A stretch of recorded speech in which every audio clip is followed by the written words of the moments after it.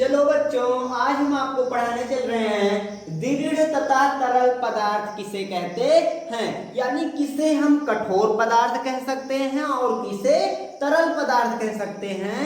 तो कठोर होने का कारण क्या होता है और दृढ़ होने मतलब कठोर या दृढ़ होने का कारण क्या है और किस कारण कोई चीज तरल होता है।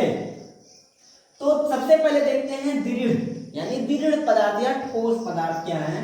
वह सभी पदार्थ जो दृढ़ रूप में ठोस होते हैं, मतलब ठोस होते हैं, उन्हें रखने के लिए किसी पात्र की आवश्यकता नहीं होती है, क्योंकि वह अपने आकार को बनाए रखते हैं। मतलब जो अपने आकार को बदले ना, मतलब जिस आकार में हो उसी आकार में वो बना रहे।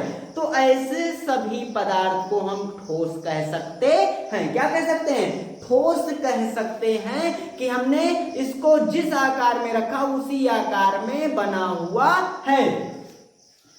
एग्जाम्पल जैसे मेज, कुर्सी, किताब, पेन, ईंट, टेस्टर।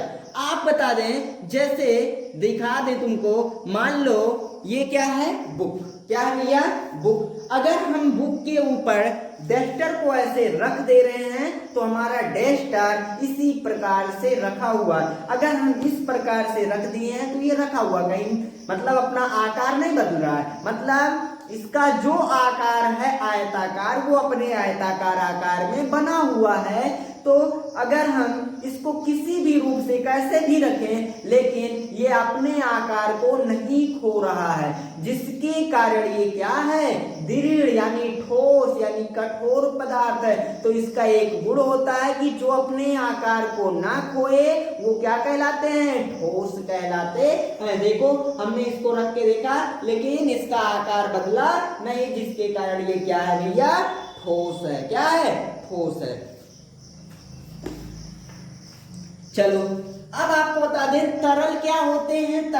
तरल वे सभी पदार्थ जिन्हें रखने पर बहते हैं, मतलब वो सभी पदार्थ जिसको कहीं पे रखे तो बहने लगे, बह जाएं, मतलब अर्थात अपने आकार खो देते हैं, अपने आकार को खो दें, अपने आकार में ना रहें, बदल जाए उनका आकार।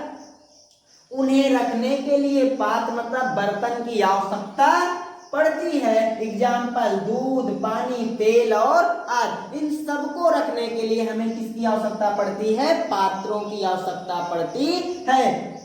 अगर हमें मेज रखना है तो क्या किसी पात्र में रखेंगे? नहीं रखेंगे, ठीक है ना। किताब रखना है, किसी पात्र में नहीं रखना पड़ेगा।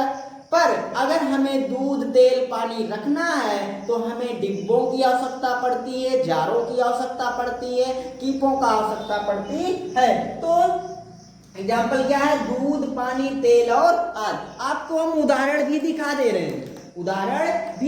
रहे हैं, जैसे ये देखिए डेस्टर है और डेस्टर के ऊपर हम पानी रख रहे हैं, ये पानी रख दिए। अब देखो, ये देखो फैल रहा है, आप देखेंगे तो क्या हो रहा है? फैल रहा है, इधर उधर भग रहा है। तो अब बताओ इसका आकार निश्चित है? आकार देखोगे तो निश्चित नहीं है, जिस आकार में हमने रखा था उस आकार में नहीं है। देखो, अगर हम आपको दिखाएं तो देखो ये बह जा रहा है। देखिए, इसको बहना नहीं था ना, इसको अगर हम यहाँ पे रख दिए ऐसे जल को तो ऐसे यहीं पर रुक जाना था, लेकिन ये देखो बह जा रहा है। देखिए ये बह रहा कि नहीं बह रहा? तो ऐसे सभी पदार्थ जिनको रखने पर बहते हैं वो क्या कहलाते हैं? द्रव यानी तरल पदार्थ कहलाते हैं। क्या कहलाते हैं? तरल पदार्थ। ये तरल है। क्या भैया? तरल है, क्योंकि इनको जिस स्थान पे हम छोड़ रहे हैं, इसको हम ऐसे डस्टर के ऊपर देखो छोड़ रहे हैं तो डस्टर के ऊपर रुक नहीं रहे हैं, क्या हो रहे हैं? बह जा रहे हैं, जिसके कारण इनको क्या कहते हैं? तरल कहते हैं। तो तरल में क्या नहीं होता है? अपने आकार को बनाए रखने की क्षमता नहीं होती है, जिसके कारण तरल होते हैं। क्या होते हैं? तरल होते हैं। तो आपको बता दें कि दृढ़ तरल होने का कारण केवल क्या होता है? आकार होता है। जो आकार को खो देते हैं वो तरल कहलाते हैं, जो अपने आकार को बनाए रखते हैं वो क्या कहलाते हैं? ठोस कहलाते हैं। अगर यह वीडियो आपको अच्छा लगे तो आप हमारे वीडियो को लाइक कीजिए, चैनल को सब्सक्राइब कीजिए, अपने दोस्तों को शेयर कीजिए, जिससे हम इससे बेहतर वीडियो आपको दे सकें।